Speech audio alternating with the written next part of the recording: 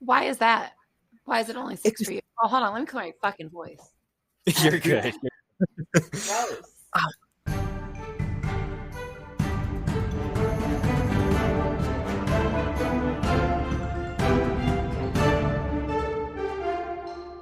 Hi, and welcome to another episode of Dungeons and Degrees. My name's Adrian. And I'm Alex. And today we have a special guest. Special guest, introduce yourself. I'm an interrupting cow. I'm so sorry. I'm a player in Adrian's campaign, and I'm so happy to be here today. Yeah, I'm happy to have you. Me and Paige met in Skylar's campaign because they know Skylar, and I also know Skylar personally. Yes, same here. Through avenues. I need to stop spinning. I'm recording, Adrian. That's okay. I literally was like, oh, I want to use my new jelly roll pens to take notes. And I was like, oh, you got to open the package. Maybe we can do it really quietly. Just do it now. Alright. I'll just need it. It's already done. You did it so well. You did it because you were tapping, and I was like, But yeah, we've met there. We had some experience playing as players together. Very fun time. Very fun. And now, what was the most fun time? Oh goodness. I know mine. It might actually be the same thing for me. I hate saying this, Adrian, but it might have been the time that Aneris died. No, that's not my favorite time. What the hell? Because mine was saving Marnie from the seaplane. Oh my gosh, that moment was so fun. But I think the moment that Aneris died was such a turning point in that game. Like, it was at that point when it was like, yeah, we can't really mess around anymore. Yeah, when somebody dies, you now know the consequences of your actions. Yeah, and I can't remember if we had anyone die before that, but that was like the most impactful. Jack's character died. That's right, but it was so early on. He had only been in like 2 sessions, whereas Aneris had been in like 10. Yeah. So someone who's been there for a while just leaves such a strong impact. Yeah, it was interesting because like there was this like moment there like, do you want to come back? I'm like, no. Mm-hmm. If me dying saves everybody else from whatever's happening, then I'm okay. Yep. And the Skylar's like, are you sure? I'm like, yep, just do it. Literally, my whole character is like, if I can't save the people in front of me, how am I going to save the people that matter to me? So it's on my character sheet. Yep. That's not your favorite moment, Adrian? That's not your character dying? No. That's not it? Well, it was because it wasn't like, you're a hero, Adrian, you saved the world. No, it's like, I'm going to put this bomb next to you, Adrian, and walks away. Uh-huh. It was Joseph. Oh, freaking Joseph, you haven't man. met Joseph, but he was when Dave and Joseph episode where we grilled him. I will say, as much garbage as we give Joseph, I do love the guy. He's a great player. He's my rules lawyer. I need that because I don't know all the rules. Yeah, you need one. You need one. Yep. But yeah, how what's it called? Paige jumped in. Paige jumped in after the Curse of Strahd campaign. Yes. Ooh, still saying the word. It's been like 3 episodes. Yeah. And we were trying to get new players. I don't know how I got the numbers wrong, but I was like, I want one more player. And then I looked, I'm like, wait, that makes 7. There's no way I'm playing with 7. 7's tough. I think 6 is nice, but like leaning on the edge of too much sometimes. But 7 would just put me over. Yeah, I get that. Mm-hmm. Do you have 7 right now, Adrian? No, 6 plus me. Okay, 6 plus you. Yeah, I don't count myself. Ooh. Yeah, that's about the largest party that I, as a player, am really comfortable in as well. So okay, why just 6? I feel like with 6, there's still time in a session to give like everyone their moment of glory, I guess. Whereas if you have more than that, it becomes harder and harder, and it's also just harder to focus on people. You mean you don't want a 6-hour session where everybody has their own hour? Exactly. As fun as that sounds, I don't have the time for that anymore. We need to make time. We need the D&D clock. We really do. Oh my gosh, that'd be fun. Every time the clock hits a certain number, you take 1 point of damage. It's not much, but it'll matter in the end. You take too much time, boop. Boop. That sounds like a really good, like, I don't know, 24-hour streaming campaign, Adrian. Boop. Boop. Oh my gosh. Dang. We're not doing, I mean, I want to, I really do, but not for the 24-hour stream. We're doing in collaboration with other individuals. Nice. Yes. We're having a couple streams, but our 24-hour streams is to help out the Florida Access Network. Shit sucks. So let's make it suck less. Exactly. We were trying to do something for Uvalde, but I couldn't find somewhere I could like reliably send money to. Mm-hmm, mm-hmm. There's some like GoFundMe's that are Yep. out there, but I don't like NPR kind of register, but I don't know if Twitch will allow me to just like send that to them. Fair. Because it's not a group. Still working on stuff, but I want to make change. Anyways, sorry, why don't I keep my head's all over the place?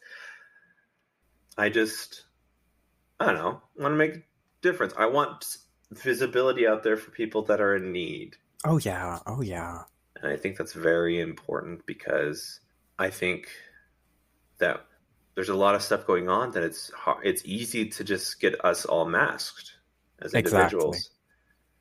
It's one tragic thing after the next. Mm-hmm, mm-hmm. Well, and I think we have a platform in which we invite other voices to be heard. And I think being able to actually take our, I don't want to say people collection, but I don't have other words for that. Like the number of Rolodex of names. Yeah, the people that we have here, like they bring their own individual journeys, and especially having a platform to be able to help those voices, I think show some stewardship that we have on our podcast. Absolutely. And so, Paige, do you want to talk about has D&D done anything to find your own self? Oh my goodness, it most certainly has. So basically, I'm not entirely sure what sort of person I would have become without D&D. I know that sounds really broad, but it is very true. D&D has very much allowed me to explore my own identity and also become more comfortable with myself, especially who I am now. Is there any moment that you see and you're like, I was testing something out before I knew I was testing something out? Yes, it was. Oh, how long ago was this? It was about 3 years ago when I finally decided to just up and play a non-binary character. And I realized the more that I used he/they pronouns for that character, the more that fit for me. That's Nice. so exciting. What's your character's name? That character was Mir, M-I-R. They were a changeling bard. Need to bring them back at some point. It's always the changelings. It's always the changeling. It's either changelings or tieflings. Oh no. I bet we could write a whole argument about if you're identifying as a changeling, you might want to talk to a therapist or a loved one about what's going on internally. You're not wrong. It's a broad generalization. Yes. Yes, this is not scientific, but man, is it close to it. I think I've only played Changeling once, but I was just like, I need to be a stealthy guy. I'm a little stealthy person. I'm gonna be ready. I needed to practice voices. And then ended up just using the same voice for everything now. Yeah. Yeah, with that character, I was still just using my voice because I hadn't super gotten into roleplay at that point. Because if memory serves, he was like the third character I ever played. Gotcha. You are such a big role player in Skylar's server. What made you break through into becoming that role player? Just pushing myself, really. Just pushing myself. Just saying, okay, I know other people role play. I want to try it. I want to see how I feel about it. And it's very much become my favorite part of the game. Heck yeah. You had some pretty great voices. I think Dan for the Roaring City. You want me to bring back Dangerous Dan? Yes, Dangerous Dan was so good. I very much enjoyed playing Dangerous Dan. I have questions for Dangerous Dan. What do you do in your spare time, Dangerous Dan? Well, I spend a lot of my spare time practicing for my next boxing match. Does Dangerous Dan have a mustache? He did not have a mustache, unfortunately. No. You just imagining that black and white photo with the curly mustache. Yeah. That was closer to the strongman who we had in that JJ's prologue. Character. Yes. He was a strongman for a circus, and he's just in a SWAT mission with us for some reason. Just his side gig. His name was Atlas, I think. Yes, Atlas. It was a fun time. Really small, tiny, silly campaign between the two larger ones. Mm-hmm. I honestly hope that we get to have more of those because that was really fun. We might do something in between if I get blown out of ideas and I need to restructure everything because y'all are crazy, dude. Y'all are pushing me into other things that I wasn't ready for and almost killed them. Yep. What happened? Oh boy. I'm gonna let Paige take it a bit. Okay. So, Alex, I don't think you've met Joseph. Have I met Joseph? I have not met Joseph, no. Adrian shaking his head on a audio podcast. So, Joseph refers to a certain inner part of himself as his chaos gremlin. And every now and again, he'll let that chaos gremlin take control. In this case, he let that chaos gremlin take control and allowed it to pump all of his magic, I should say, into a magical tree, and convinced the other players in the party to do so as well. In doing so, he ended up creating a portal that would send us to Ithaka, the main area of this campaign. What I'm still stuck on is the fact that we were not supposed to be there at this level. They were supposed to get to level 7 or 10. They're level 3. We were level 3 going in, and we got a pity level up from it. That sounds like a DM problem. Here's the thing. I'm like, there's no way it's going to be the chances, okay? I'm like, what are the chances? I'm going to roll low, okay? And it's like they rolled 18 points of spell slots into this tree to reactivate whatever last magic was. I'm like, fine, whatever. You're spending a lot. If I roll at your level with my percentile dice, then it'll happen. I'm like, listen, all I have to do is not roll a 0 or a 10 on the tens dice, and I'll be golden. Mm-hmm. That was not the case. I rolled a 19, and they just needed 1 point left, and they're like, and I was just like, you almost do it. Uh-huh. You almost did it. And then there was someone clarified, like, I said I copied Joseph. I'm like, yeah, so I put both y'all's at 7 spell points each. He's like, no, he said I'm going to put all my spell points each. I don't have 7. I have 8. So it hit 19. I rolled a 19 on the percentile die, and they hit 19. I'm like,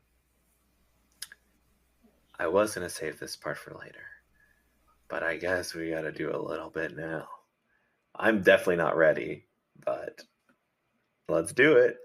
Anyways, they smelled baked bread. We ended the session. I cried.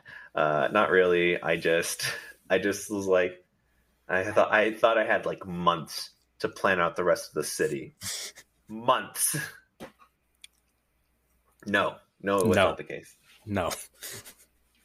So yeah, that's what happened in my game. So I had to improvise on the fly. I'm literally making characters as I go. It is a good time. They call this guy. There's this guy called the D. Oh no, the D police.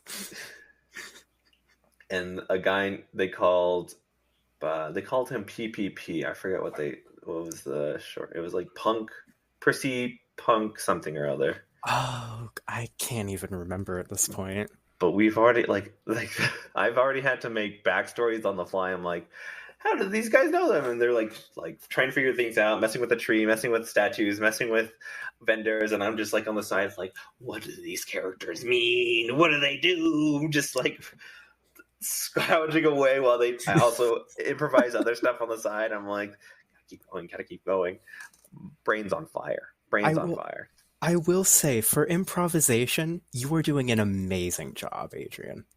Paige is such a sweetheart. That's why Paige is on the podcast. We all here to boost Adrian up. Exactly. Okay, Paige, since I know nothing. Yes. Do you DM?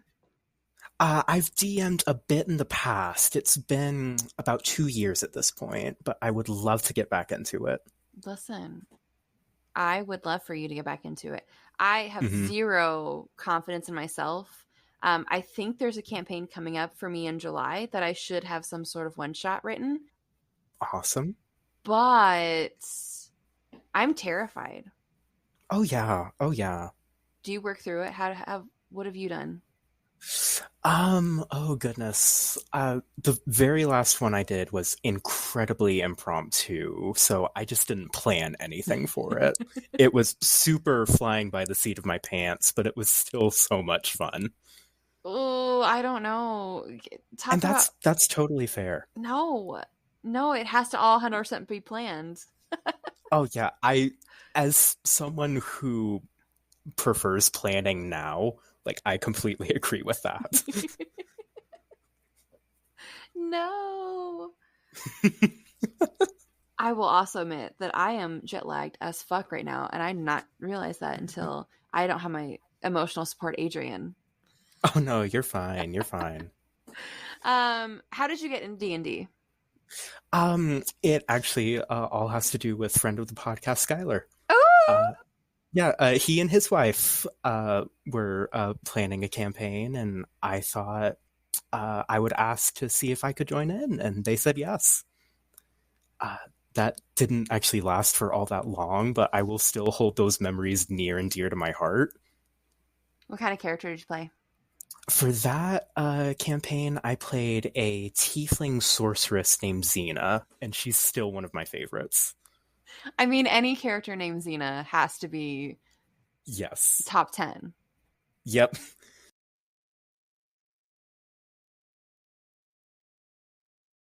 No, I was going to go on a tangent. You need to keep us on topic. Go on the tangent. No, okay. I need to hear this tangent now. Well, now that I'm thinking about Xena, I can't do this without bringing up her wife, Marnie. Uh-huh. Like, Marnie is my favorite character I've ever played. She was a Water Genasi life cleric who was just the mom of the party. I've loved playing those two together, and I want to bring them back at some point. Hopefully, if I DM, they'll be NPCs. Aww. Did you play them at the same time, or are they two different campaigns that were, like, together? I did get to play them at the same time, which also means that I got to do some text RP for both of them, where they got to interact, and it was so freaking sweet. That's so cute. It was so good. What was that all in Skylar's campaign? Yes, it was. Okay. So, I mean, you said short campaign, but that doesn't sound like a short campaign. You had two characters. So, Xena was first introduced in the first campaign, whereas Marnie was introduced in the actual West March. Okay. And eventually, I had an impetus to bring in a backup, and I thought, okay, I'll just bring in Xena. Okay, so then those are your first two characters. So thus Yep, also begins this journey of self-discovery. exactly, Okay, exactly. I see. I see. D&D changing lives every day. It really does. I honestly feel like I should have noticed it earlier because none of my like first 5 or 6 characters were male. Well, I mean, your first character is like the epitome of any sexual awakening of any child. Exactly. Yes. The confusion's coming from inside the house. Listen. I think everybody has that story of their own discovery of like the signs were all there. I just didn't see them. Mm-hmm. Mm-hmm. Yeah. I think that's I don't know. It's just really cool to listen and watch people like figure this out together, and it's just like one, you don't really have to be like you playing with their character is assistance enough. Like that's what they need as an individual. Like you just use the proper names and just talk to them like you would normally, and it just like it just reinforces like, hey, this is not so bad.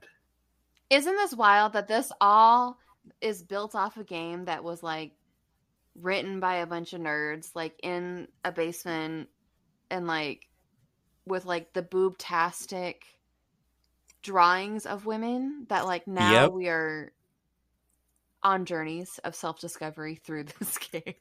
This Mm-hmm. is our game now, guy guys. Get over it. We've reclaimed it. Why are we Skeletor? Because Skeletor is the only character you should be. Skeletor's a mood. He very much is. Have you had any I don't know. Okay, so let me go back. If you were to go back to first game Paige, Mhm. what'd you say to them about your now journey? Oh my goodness. I don't know. Would I say something like strap in? It's going to be a wild ride? Strap in. Or no, I think it would be something more along the lines of you're going to notice some different things about yourself, and that's okay. You don't have to embrace them right away, but just know that they're going to be there for you, and it's going to be all right in the end. Just putting you on Wholesome the as spot. fuck, dude.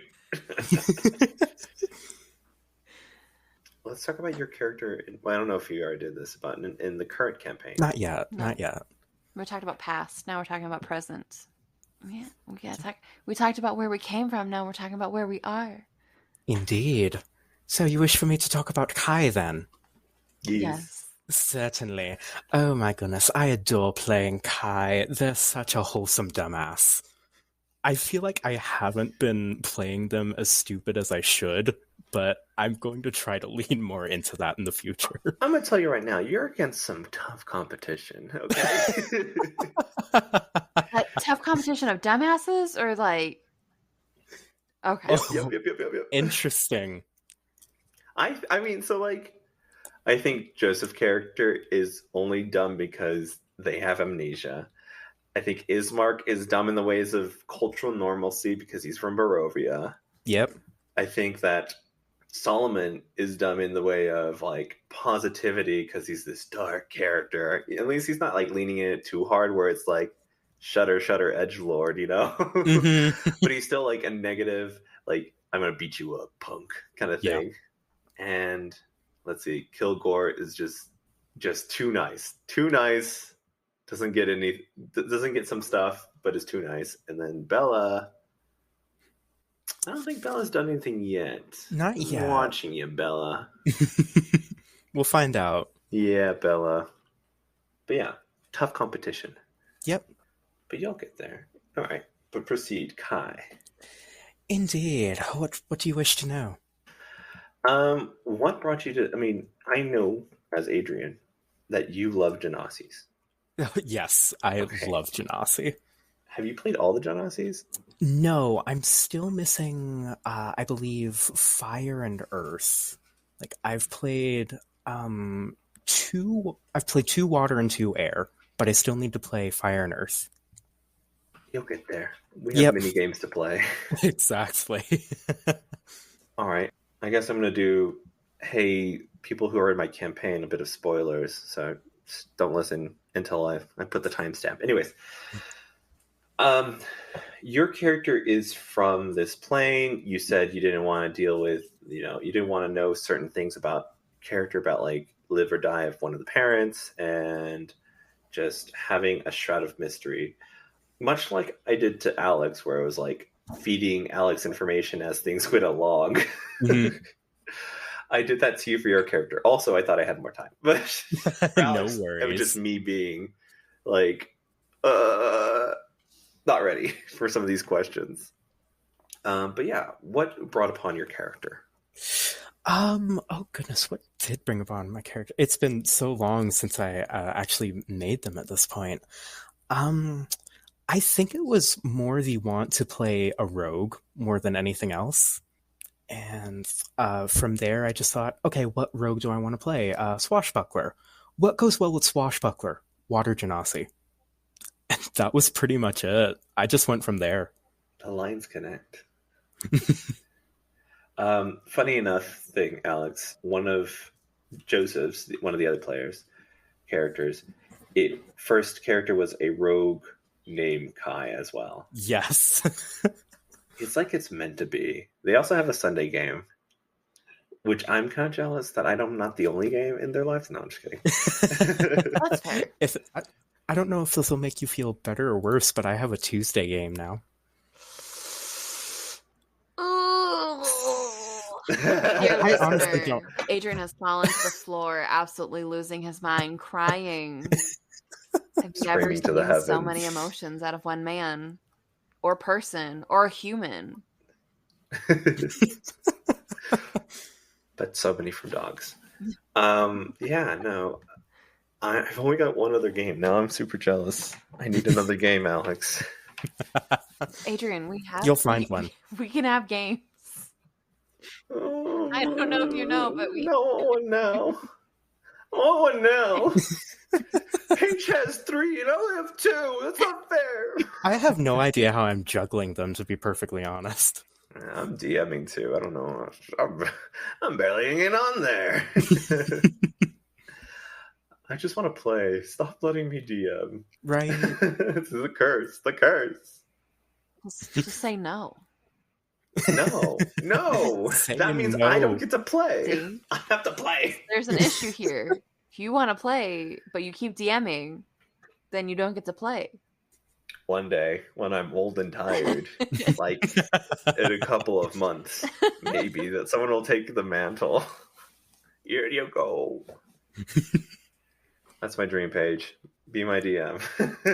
You know what? I really do just need to find some way to buckle down and get back into it.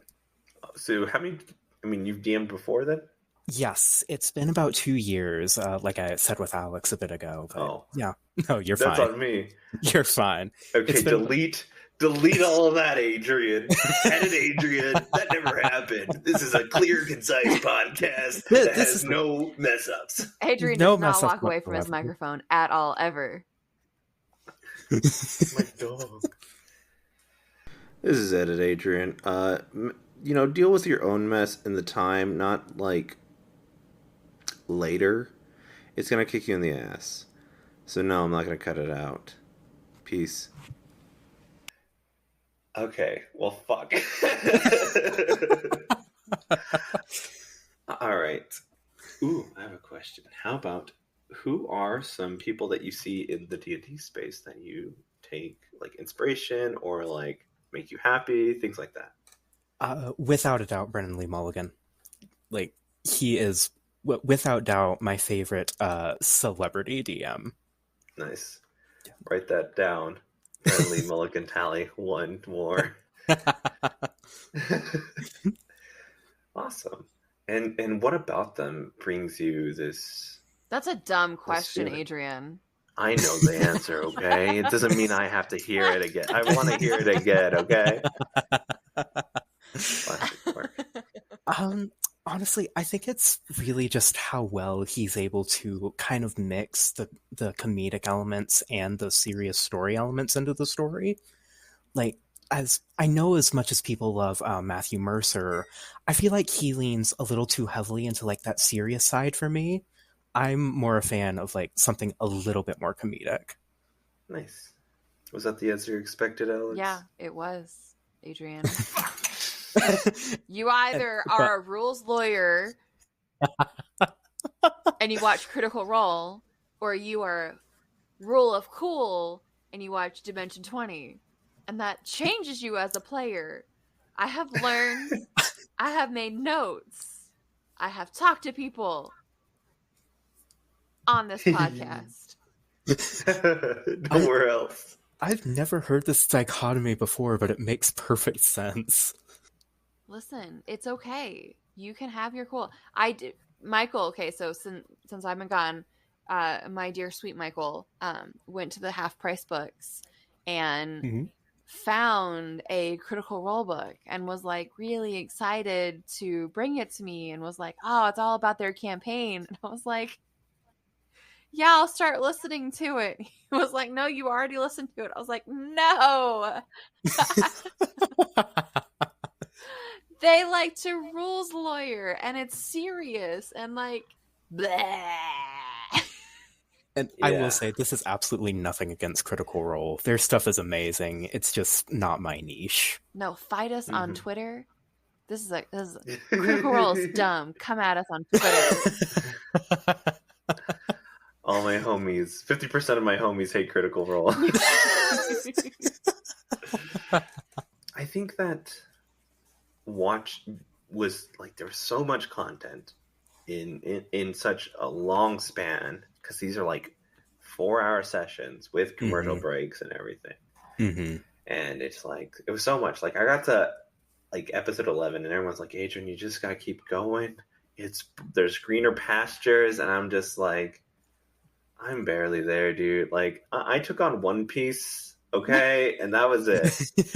I try to take on One Piece and 2 times speed Critical Role in the background at the same time, because, like, one, I don't understand Japanese, so I'm just reading, and then I'm listening to Critical Role, so, like, I'm doing the best I can.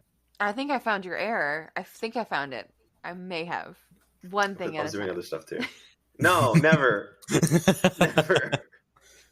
I binged Unisonus in 3 days. Oh, God. Which is 365 videos. Because they're going to delete it on the 365th day. And I had 4 page up with double speed. I'm like, I'm going to consume. It was madness. It was pure madness. Because I learned about it so late. And I'm like, had bad fucking FOMO. And I'm like, I'm not missing out, man. I missed out entirely, and I'm okay with that, to be perfectly honest.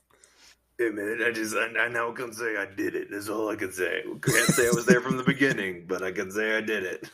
Sometimes I talk with Adrian, and I'm like, yeah, we're like the same age. Like, like same page, same age. Sometimes when I listen to Adrian talk, I'm like, I'm old as fuck, and there's no way at this age of 32 that I would ever. I'm 28. No. I got older. I keep getting older. That's how time works, Adrian. That's very unfortunate. Sadly. I was waiting for the reverse Uno card at the end of my 40s. There's no Benjamin Button.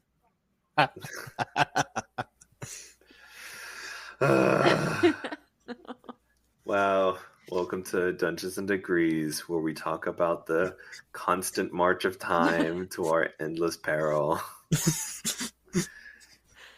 My name's Adrian. And I'm Grandma Alex. Yeah.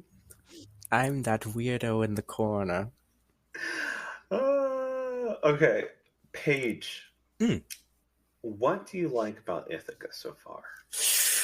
Whew. Are you having your own player stroke your ego on this podcast? Listen to me.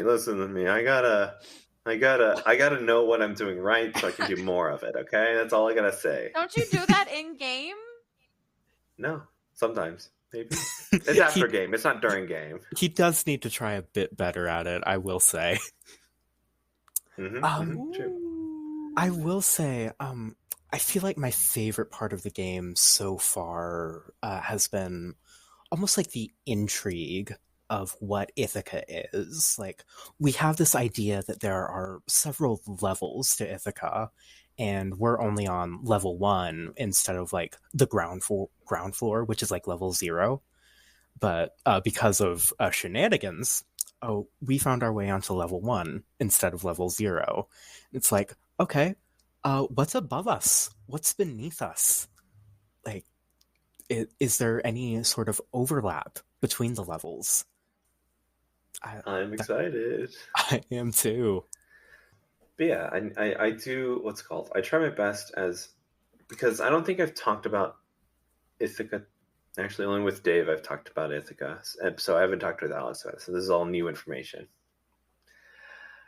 I brought upon this idea of like having this kind of like systems of like classes and guilds and things like that, and trying to figure out like how does that work, because I was very intimidated when I did Waterdeep Dragon Heist, because there's like so many factions and so many ways things could go, and I was just like, I don't even know how I'm going to even try to do this module justice, because there's like 4 different pathways and it's just a whole bunch of information. I would say the information to gameplay stuff inside of it was like 50-50. But it was cool. It was nice to get an idea of what that stuff was. But to me, it was so overwhelming. I read the whole thing. It was just a lot.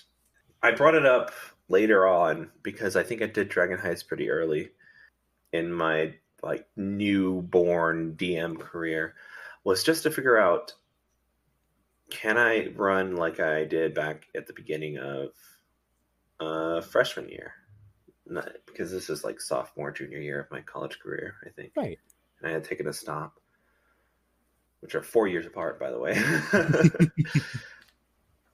And I was just like, well, maybe. So I started making like, can I make factions? Can I make intrigue? Can I make that? And then I stopped, and I never touched that thing again after junior year. It was just too intimidating. It was a lot. This idea, even with making the map this year, it was intimidating because this idea of permanency scared me. When like, did I make the river too close? Did I make too many cities and not enough this? And like, am I doing the right moves every single time I play something down? So when I went to LA and I visited Dave was like, make the map now, just do it. And I'm like, okay, fine. He showed me his map maker tool, and I was just like, okay.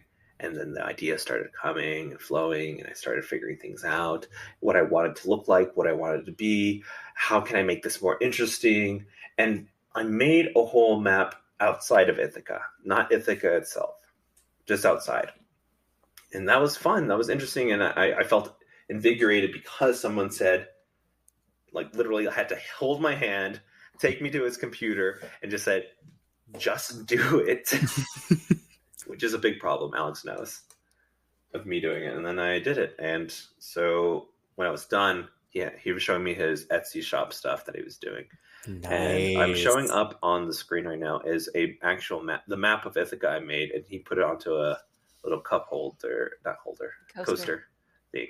Yes, thank you. And it's so cute. It was laser engraved and everything. I was super excited and super happy that like I have a piece of my world like in my hand, like instead of it just being on a file on the computer, which is still good that I wrote it down, but I got to do it. So then 3 sessions in, I have to make a new map. I thought they were going to spend like months in this place, and they're like, well, Adrian, do you want to indulge my chaos? And I'm like, yeah, what are the chances? And the chances are high. are 19 in 100, which isn't that low. But yeah, I'm excited to see how things go. I have a general idea still because I thought I had more time, but every time they ask a question in game, I usually, within maybe like 10 to 15 seconds, I have some sort of answer.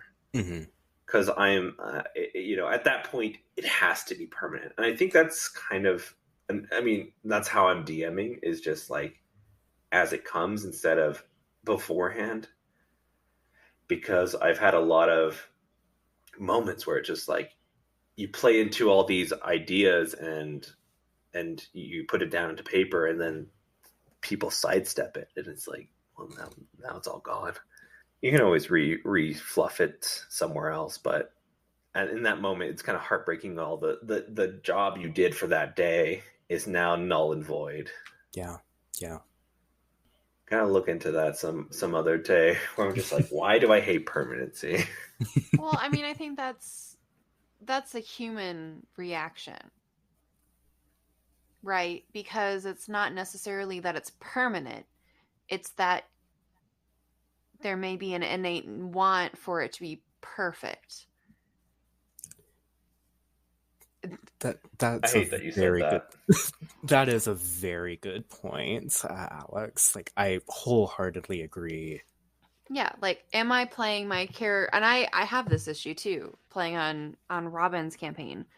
Am I playing this character right?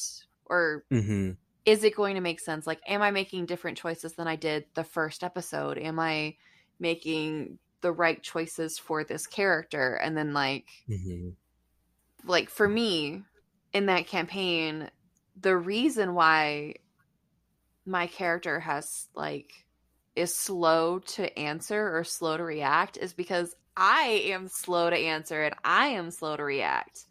And like, that could be something that I fight with the entire time, and like, oh, I should be playing it a different way. Oh, I should be doing this. Or I've taken it as a chance just to slow down and just intentionally play the character like that.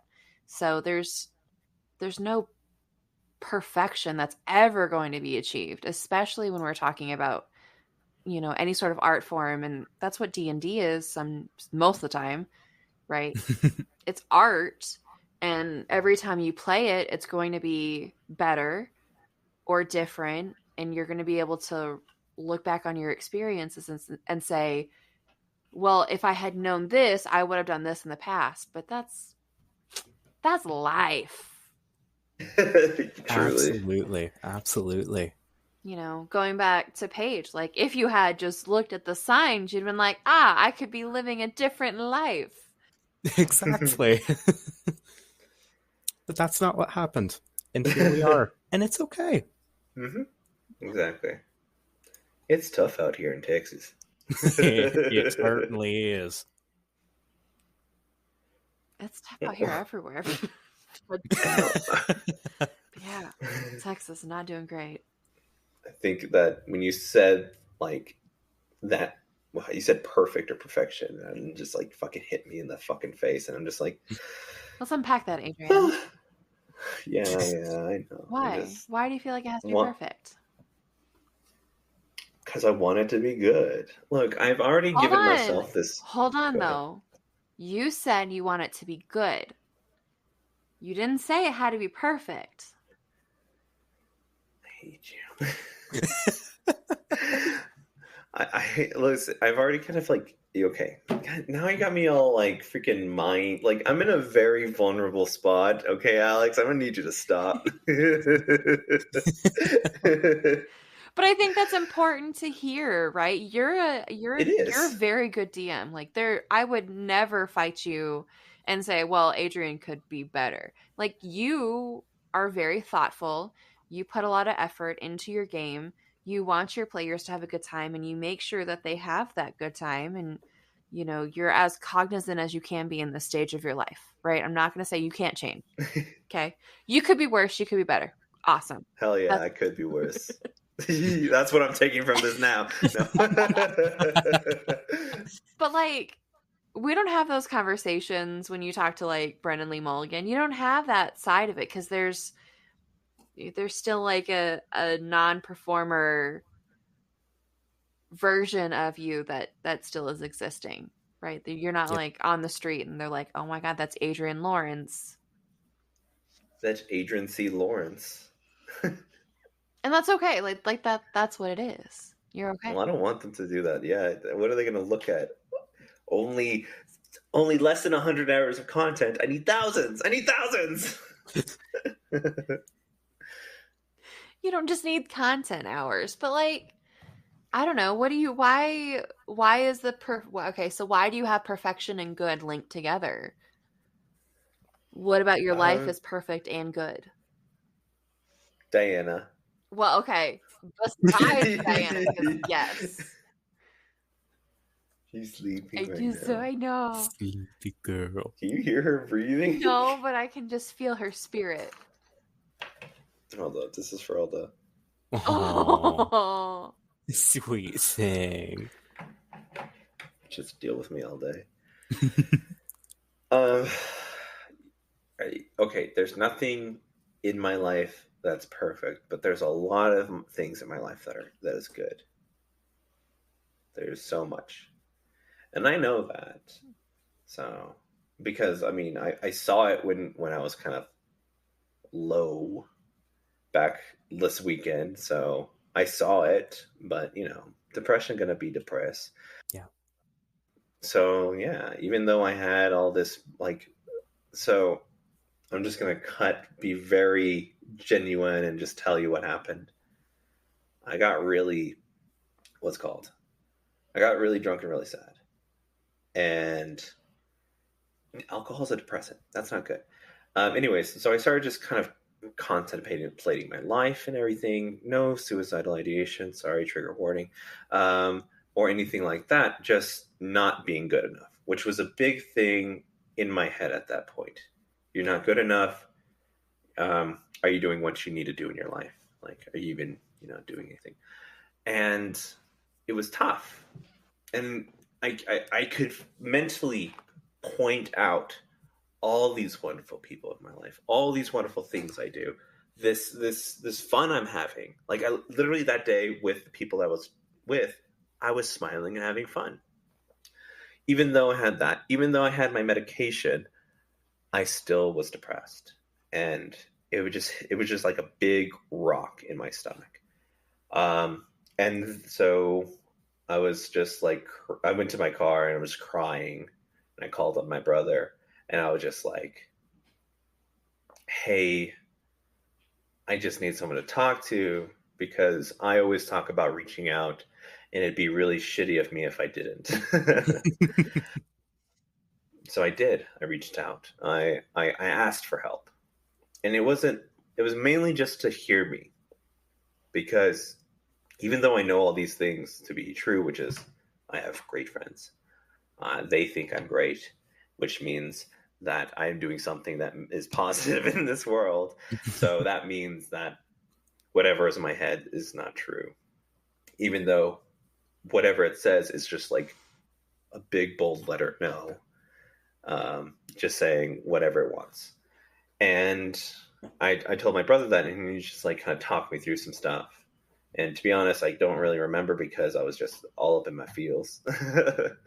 And I eventually just kind of like, okay, I just need a moment. So after he talked to me, and I just freaking turned on music and just like fucking knocked out in my car. But like, I think when you said perfect, it was just like kind of back to like it, like maybe that's the truth that I need to know, more so than that I'm good, but I don't have to be perfect. So maybe that's why it hit so hard. That's your answer. That's what happened this weekend. So it's just still fresh. Well, and I appreciate you. And I trust Paige, so. I mean, and that's a big thing to talk out loud, because it's different feeling those feelings And thank you for sharing. And thank you for being, vulnerable. Yeah. Especially Yes. potentially being on the podcast. Whether or not you edit it, it's a different story. Yeah, I'll figure that out later. It's hard. It's important though. I mean, we laugh a lot, we make jokes about the big sads, but if you don't have a person that you feel like you can reach out to, or if that person that you want to reach out to doesn't have the spoons or that's difficult. Even the fact that you identified that there was somebody that you felt like could just listen. Yeah. And I had moment like that same week where someone just didn't have the spoons at the time, and I was just like, okay. And it was just, it's not their fault. I mean, people have to have the capacity to take on this stuff. They're not a bad person because they set boundaries with you. It sucks. But the people that are going to listen to you, you need them to be ready and fully ready, because usually it's a lot. Mm-hmm. Mm-hmm. But like that, it doesn't have to be perfect. Mm-hmm. Like, yeah, it'll be what it is. And I want to know at some point where the like idea, well, I say that and then have that realization that I think, and it may not be anybody else's experience, it may wholly be mine. mm-hmm. Wholly. I want you to hold on to that word. Okay, I'll hold on to it. But like, grasped. My like religious experience growing up Catholic, holy, get it? Yeah. Growing up Catholic, like the idea that I had to be perfect. I had to do all the right things and say all the right things and be the right person to move on to the next level of existence. But if I made mistakes, then my chances of getting into this, Christian heaven, that's a lot to take on, especially when you talk about like what first communion is fifth grade. Like fifth grade, you want me to have the capacity to understand that if I fuck up, I'm obviously going to hell. I'm going to Christian hell. Yeah. So I think, at least in my experience, that idea of perfectionism like was instilled early.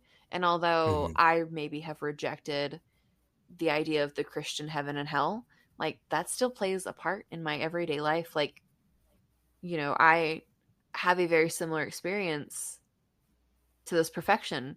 I am going into being an art teacher, and I was like, oh, I'm just going to take this art training. It'll be fine. And then I was in one of these classes and we had to draw. And I was like, oh shit, I've got to like draw. I haven't drawn. I had charcoal in my hand. I was like, I don't know what the fuck to do with this. There are these teachers who like have been doing this for years. They're teaching high school, so like what I'm assuming is their day-to-day experience. And like I'm now supposed to come up with this like masterpiece and not feel like I don't know what the fuck I'm doing. So I mean, I had like 10 minutes of like panic before they pulled out the sketchbooks, and like boy did I want to run. I didn't even think about that like until this moment, until Adrian, you said anything, that I like had this fear of doing anything and putting myself out in like a different way than normal, because D&D at this point is like, oh, I could pretend to be somebody else, but like now I'm myself. And it doesn't have to be perfect, and there's more than one Paige, but I feel that in my soul, like fuck being perfect. Like, do whatever it is, and whatever it is will be great. Yeah. Wholeheartedly agree. Even if it's not what you think it's going to be, it's still going to be something more than it was before, which was nothing, right? If you don't try, there's nothing to show for, so at least try. Paige, how do you feel about this? Yeah, Paige. You came I in. know it sounds like you're listening to a podcast now, but you're in one. I'm just gonna throw that out there. That's right. I am in this podcast, aren't I? So just like right off the bat, I think it's amazing that both of you are like taking these steps here, because like even just talking about it is a step. Like putting yourself out there is such a step towards something. Like I can't say whether it's a step forward or a step back. It's almost always a step forward, but it's a step towards something, and that's so important. As for perfectionism, I'm sorry, I'm almost on the spot here. I very much relate to you, Alex, because I was raised in a very non-denominational sort of religious viewpoint. Oh goodness, where do I go with this? I'm so sorry. You're gonna sound perfect when Adrian edits this. Yeah, You're gonna sound absolutely. You're gonna just be so eloquent, and it's just gonna flow off. It's gonna be perfect. I don't know if I ever like truly grasped the concept of like reaching this perfection will get me to a higher place, and never achieving it will ensure that I will never reach that place. But this might also have to do with my own age. I am still fairly young. We'll forgive you today. Thank you. The next year you're on the line, bucko. I don't know. I don't feel like perfection has, and struggles with perfection have quite painted my life as of this point. Don't let it. Yeah. Hey, you seeing us? Not Don't good do example. It might be because in my mind, I've always made mistakes, and I've always had to come to terms with that. So I've always thought to myself, okay, maybe I really never can reach perfection, and that's okay. Like, if I can't reach perfection, what can I reach? And I'll just go for that. We can learn from the youth. I know. Look at us. We can learn from them. From youth. But I think that's valid, that if you've made mistakes in your life, you can identify that mistakes aren't the be all end all. Exactly. Like, there's still steps to take. A progress towards something still. So if you're failing right now and you're under the age of whatever, you're doing great. Yeah. Keep going. Keep failing.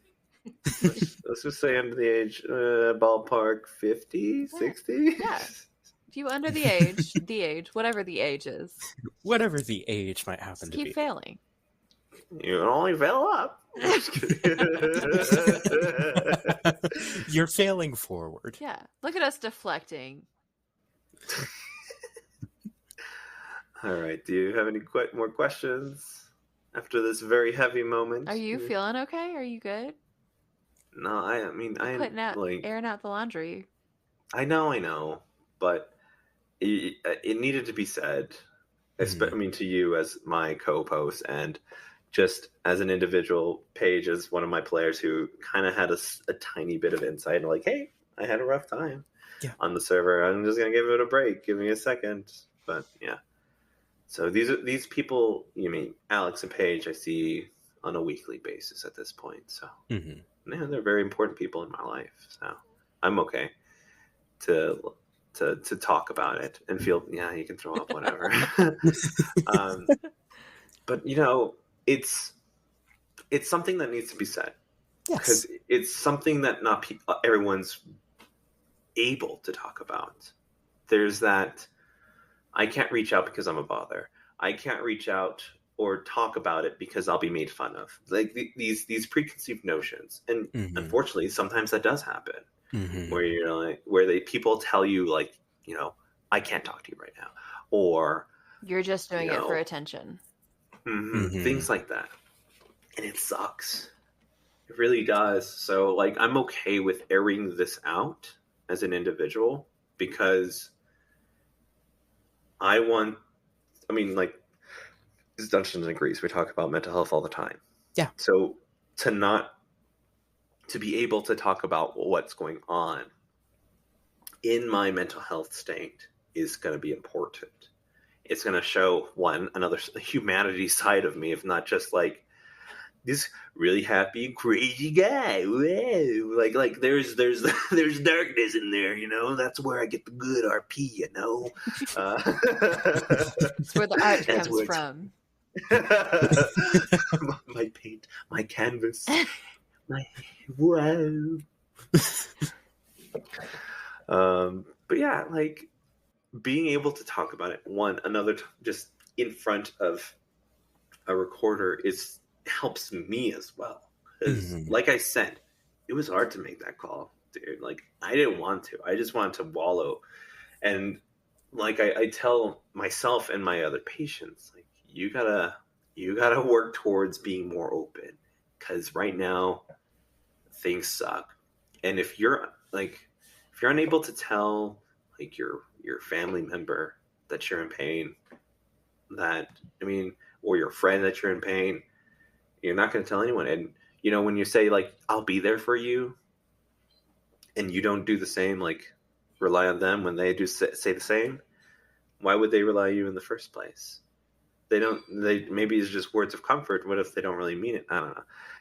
It's important to just share, and if it doesn't go well or you don't feel like you can, I like to say just kind of work up towards those feelings. Work up just talking to people, and then work up explaining feelings with those people.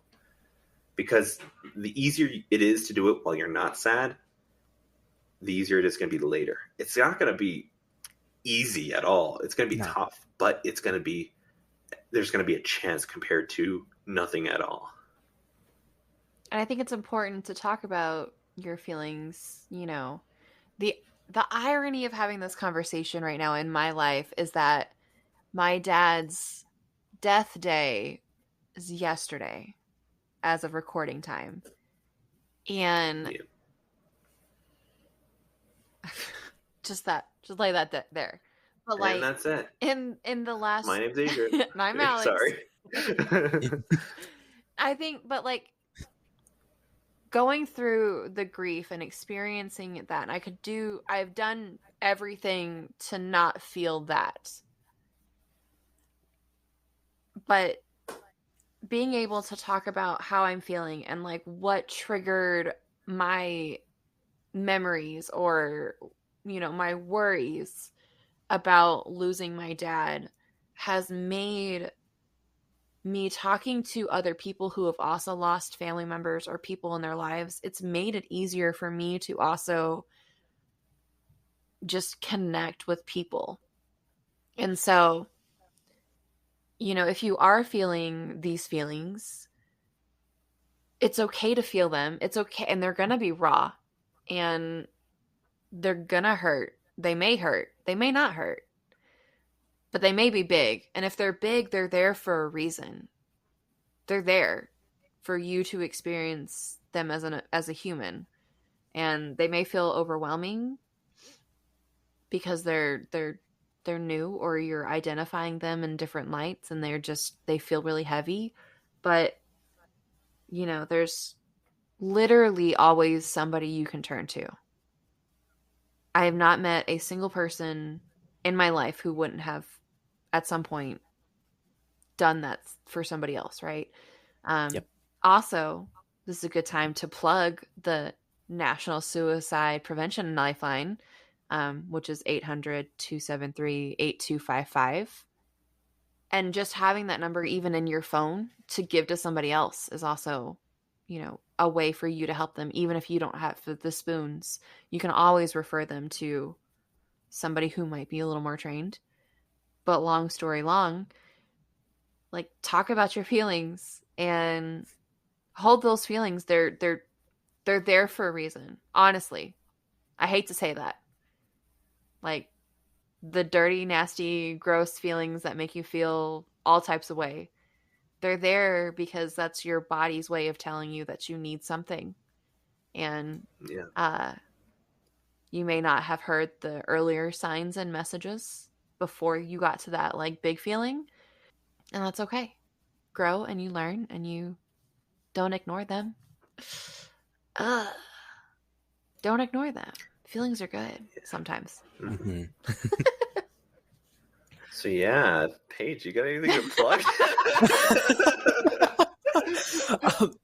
I- honestly, no. I'm sorry.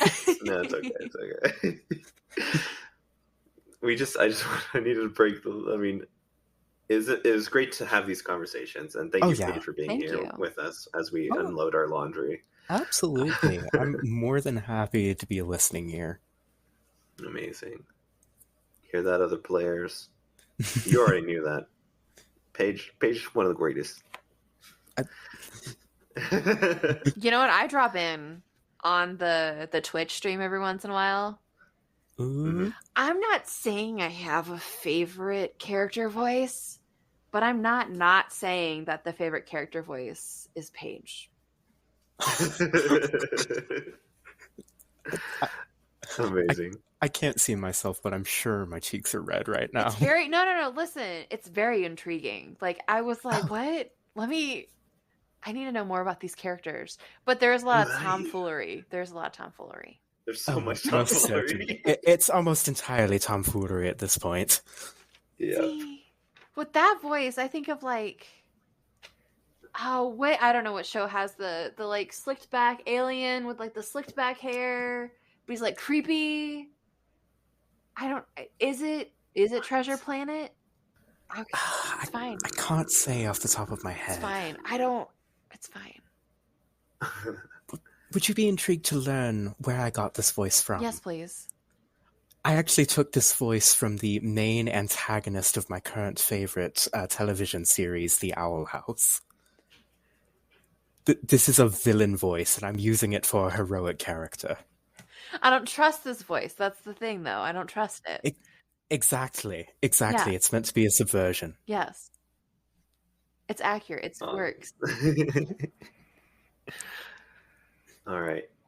Alex? Well, thank you, dear listener, for joining us for another episode of Dungeons and Degrees, a mostly D&D podcast. We got feelings. We got feelings today.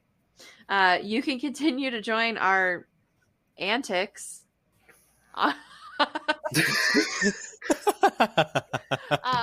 all of our social medias. We have Twitter, Instagram, Twitch, TikTok, all of them at Dungeons N Degrees. We're also growing our Discord server, so come join us there if you're looking for another D&D community to join. Be sure to rate us 5 stars and share a podcast with whomever and whatever, or else you will always be terrorized by chaos gremlins during your campaigns. If you are able to, we would love for you to help us out on our Patreon at patreon.com/dungeonsnddegrees. Our benefits include ad-free and early episodes, one-shots, pencils, stickers, and more. We will also be donating some amount of money that I will recalculate because I said I think too much money when we had a meeting, but we will be donating. You said a lot, and I'm like, okay, yeah, no. There goes everything. No, we'll be donating blank for whatever amount of money. We'll put it in here for the number of patrons we have. So we definitely want to spread our good juju all over the world. Good intentions, yeah. And if you're a patron, then you get to choose the charity in which we donate to. So that's also super fun. Also, thanks to our current patrons, Melissa, Skylar, Megan, Alex, Wani, Lucy, and the MVP of all time, Mr. Guy Lawrence. That's my dad. It is your dad.